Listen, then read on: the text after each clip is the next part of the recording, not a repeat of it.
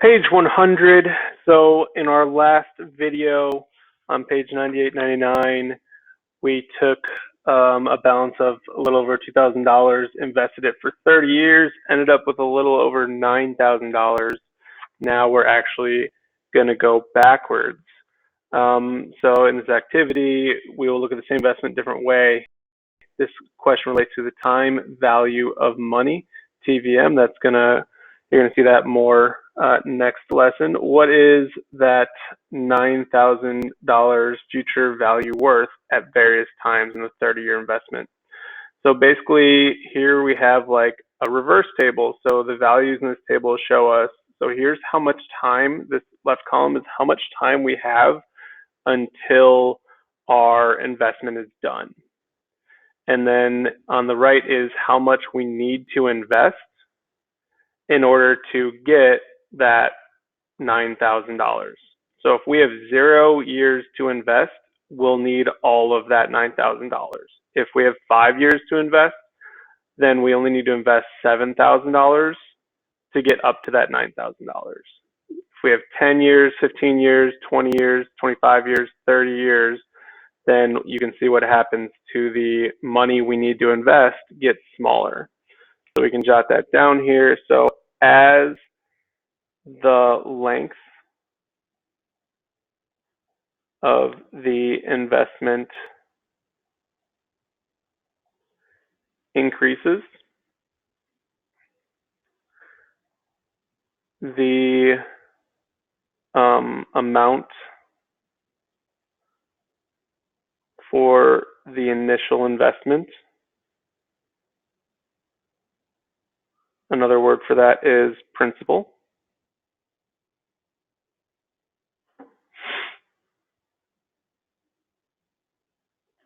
that decreases. So as we have longer to invest, the amount we need to invest to reach our goal decreases. Our scatter plot looks like that. I just typed it in really quickly into L1, L2, and made sure my scatter plot was on and hit zoom 9. We're going to show you on the next page, page 101, we're going to show you the formula that calculates this. And basically, it is the formula that we saw on the previous page. You'll recognize all this here. This is our future value is equal to our principal or present value times 1 plus the interest rate divided by n, the number of compounding periods. Number of compounding periods.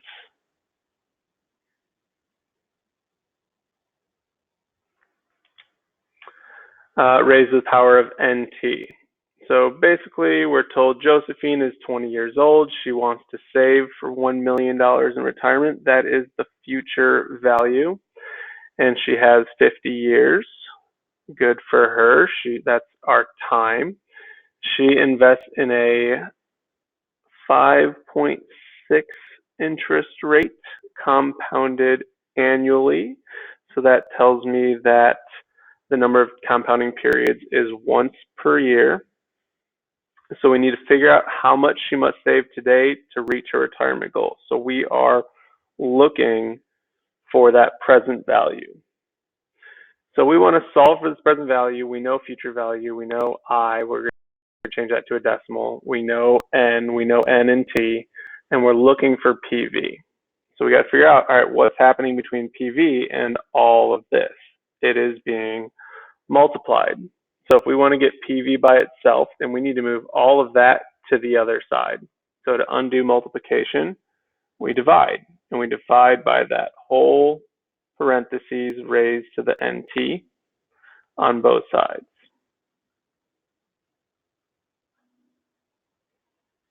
So that tells me that the present value, the amount she needs to invest right now, is going to be the future value divided by 1 plus I over n to the nt. And we can just plug in all those values. So that'll be 1 million, because that's what she wants to have in 50 years, all over 1 plus that interest rate we need to change into 0.056 over n, the number of compounding periods, it's just annually, once per year, raised to the nt, so that's 1 times 50.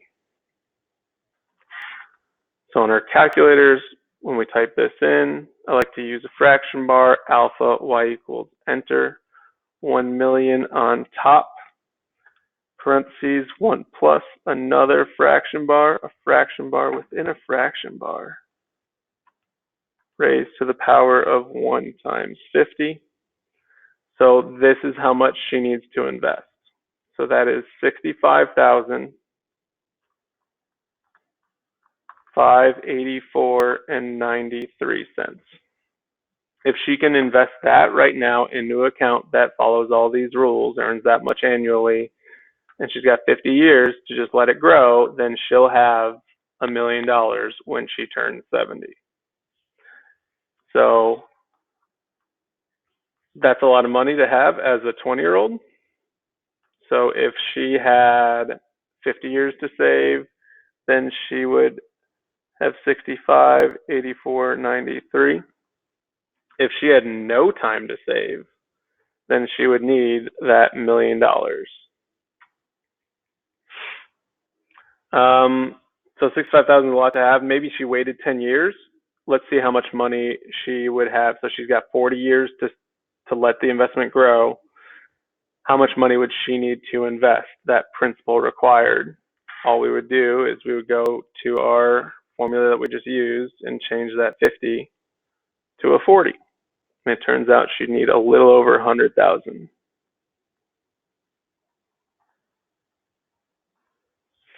And of course, when you're 30, everyone knows that you're going to have over $100,000 saved. Just ask your teacher. I'm sure your teacher has $100,000 saved if he's 30, when he was 30. If she has 30 years left saved, let's say she saves money for 20 years and she finds this investment account, then she would need to invest $195,021.48. Or if she was 20, she only had 20 years left to save.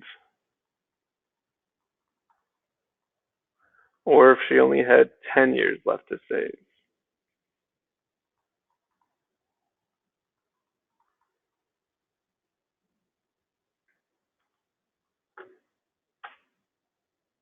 So if you can tell here, the longer you have to save, the less money you need to invest in order to reach your goal. I'm going to come back with another video over number 6, and then we'll move on to 8.5 to show you how to make a calculator do all this work for us.